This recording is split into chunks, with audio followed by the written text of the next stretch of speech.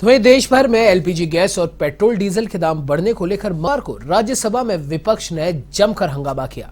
इस कारण राज्यसभा को कुछ समय के लिए स्थगित भी किया गया।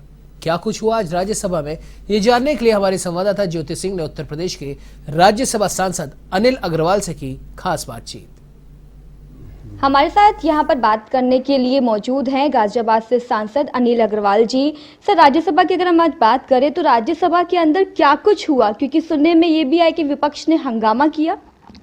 नहीं, विपक्ष विशेषकर तृणमूल कांग्रेस के सदस्यों द्वारा एक नोटिस दिया गया था जिसको माननीय चेयरमैन ने रिजेक्ट कर दिया, क्योंकि माननीय चेयरमैन साहब ये समझते थे कि जो नोटिस उन्होंने दिया है उस पे चर्चा जो वर्तमान में बिल चल रहा है उस पे की जा सकती है, उस पे वो अपनी बात कह सकते हैं। तो नोटिस जब चेयरमैन साहब ने एक्सेप्ट नहीं किया, वो उसको ज़बरदस्ती अपनी बात मनवाना चाहते थे, जिस पे सदन में हंगामा हुआ और हाउस एडजॉर्न कर दिया गया।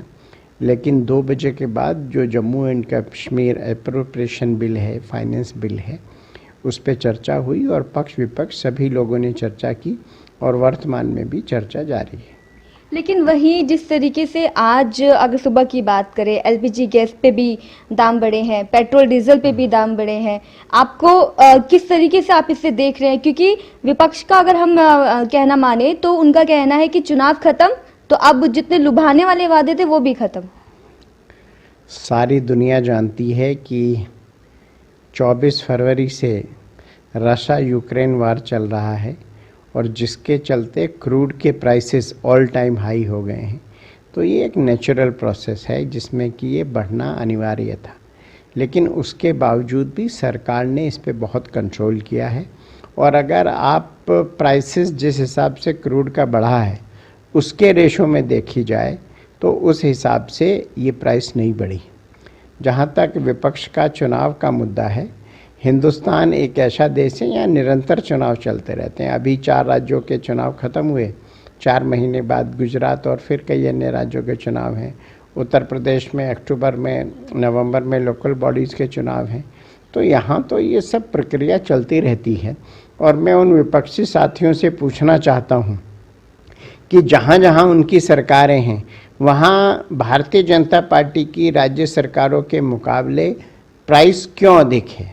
वो जनता को गुमराह करते हैं। और जब बाकी भारतीय जनता पार्टी शासित राज्यों ने अपने टैक्सेस कम किए, कांग्रेस ने अपने शासित राज्यों में टैक्स नहीं किए, केवल घड़ियाली आंसू बहाते हैं और उनके जनता के दुख दर्द से कोई लेना देना नहीं है, राजनीतिक रोटियां सेक रहे हैं। जबकि माननीय मोदी जी के नेतृत्व में भारतीय जनता पार्टी की सरकार निरंतर ये प्रयास कर रही है कि प्रयास बहुत सघन तरीके से हो रहा है कि प्राइसेस को कंट्रोल किया जाए। एक आखिरी सवाल आपसे कश्मीर फाइल्स पे लेना चाहूँगी, क्योंकि अभी भी इस मूवी को एक मुद्दा बना रही है विपक्ष, क्योंकि उनका कहना है कि पूरा सच नहीं दिखाया जा रहा है। आप इस मूवी को कैसे देख रहे हैं? नहीं, देखिए, विपक्ष का मुझे लगता है कि वो पूरी तरह से अपना आपा खो चुके हैं। एक पिक्चर के ऊपर इतनी प्रतिक्रिया देने की शायद आवश्यकता विपक्ष को नहीं थी। और जिसको जो ये एक फिल्म है, फिल्म ने अधिकांश चीज़ें सत्य दिखाई हैं। और अगर उनका कहीं कुछ कहना है कि इसमें कुछ सत्य नहीं दिखाया तो वो दूसरी फिल्म बना लें जिसमें पूर्ण सत्य दिखा दें। लेकिन ये एक डायरेक्टर प्रोड्यूसर का बहुत सफल प्रयास है कि उन्होंने एक जो दर्द था कश्मीरियों का उसको भारत की जनता के सामने दिखाया है। और मैं उनको नमन करता हूँ और मैं देश के नागरिकों से अपील करता हूँ कि वो कश्मीरी भाइयों के दुख दर्द को समझें और उनको वापस कश्मीर वापस करने में और उनकी सहायता करने में मदद करें।